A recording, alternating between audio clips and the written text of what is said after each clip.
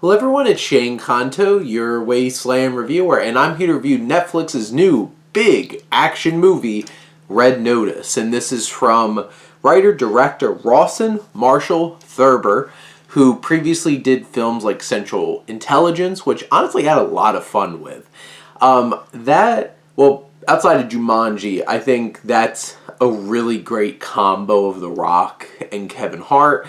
Then you also have Skyscraper, which I thought was just a little bit too serious and came off a little bit bland. So, I felt like these collaborations with The Rock work a little bit better when they're a little winking at the camera. And this film knows exactly what it is. And, it leans into it. Basically, you have The Rock, who's an FBI agent, working with Interpol, trying to take down the second best thief in the world, Ryan Reynolds. And while having the Bishop, who's out there, played by Gadot, trying to also get involved because they all want the three eggs of Cleopatra. And they set up the whole mythology with some nice exposition at the beginning with this little video and stuff like that. Honestly, as the film goes on, they start having Ryan Reynolds doing some of the exposition. Much better. But you have this story set up. There's twists, there's turns. Can Ryan Reynolds and The Rock trust each other? They're both on the run. They're going head to head with Gal Gadot. It's all this movie is really leaning on the chemistry and the charisma of these three actors, and they all bring it. And Gal Gadot's a lot of fun. You definitely see a lot more personality in this film than you might see in some of her other performances. The Rock is being exactly what you expect from The Rock. Ryan Reynolds is 100% being exactly what you expect from Ryan Reynolds. Ryan Reynolds did indeed make me laugh quite a few times in this film. And The Rock was the straight man to him most of the film. And Ryan Reynolds is doing his little thing where he's just here's a little comment. You can't help but laugh though. And it just subtly throwing out all these zingers and references and stuff like that. And they bounce off of each other really well.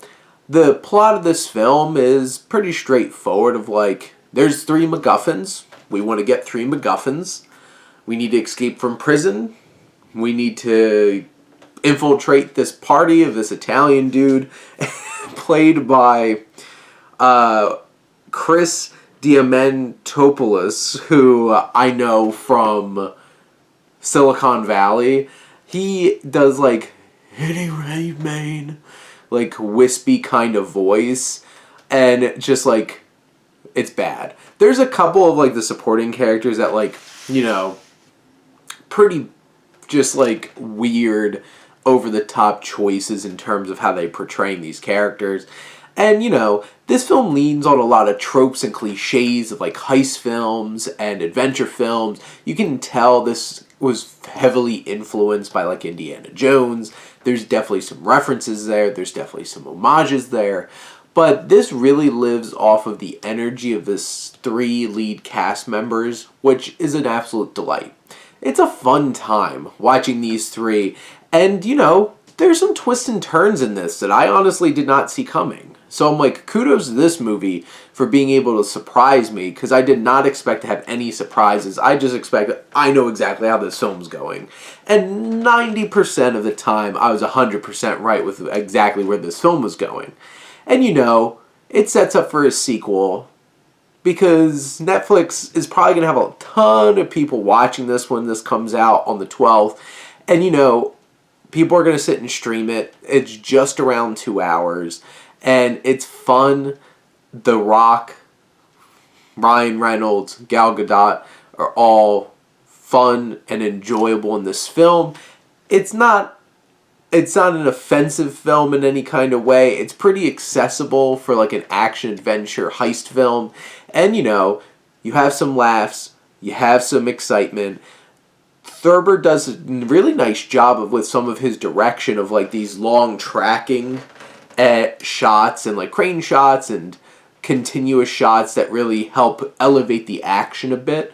Because like the choreography and stuff like that might not be the most interesting or engaging. There are a couple moments where like the CGI is a bit iffy and complete logic gets thrown out the window. There's one particular scene with like a bullfight, which I hated that scene. I thought it was terrible. No logic. Looked really crappy, like green screen look to it. But in general, this film overall is a lot of fun. You know, The Rock and Ryan Reynolds. I probably should say Dwayne Johnson. But, you know, I've been a pro wrestling fan since I was in, like, 6th grade. So, like, he's The Rock. But the thing is, there's just a lot of fun to be had here. And I think this might be my favorite film that Thurber has done so far with The Rock. So, I'm looking forward to more. I'm sure we're going to get Red Notice 2, The Search for More Money for Netflix. But, you know, check this one out. It's a lot of fun, and I don't think you'll regret the amount of enjoyment that you might get from it. But those are my thoughts on Red Notice. Let me know what you think. Let's talk some movies. But thank you as always for tuning in and supporting your Wasteland reviewer.